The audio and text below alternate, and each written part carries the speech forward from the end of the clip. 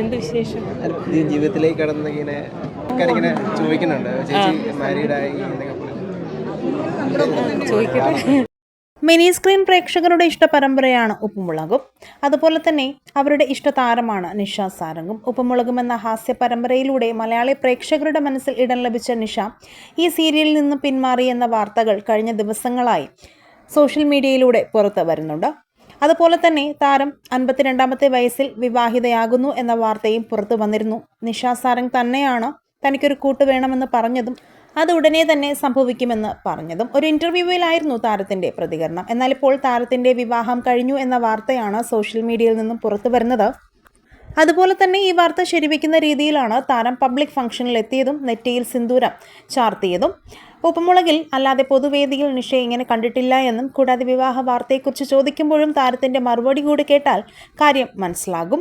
എല്ലാം പങ്കുവയ്ക്കുന്ന ഒരാൾ നല്ലതല്ലേ.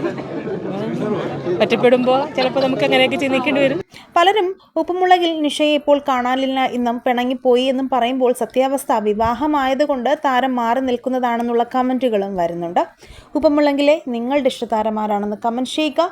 വീഡിയോ ലൈക്ക് ഷെയർ ചെയ്യാനും ചാനൽ സബ്സ്ക്രൈബ് ചെയ്യാനും മറക്കല്ലേ ഫ്രണ്ട്സ്.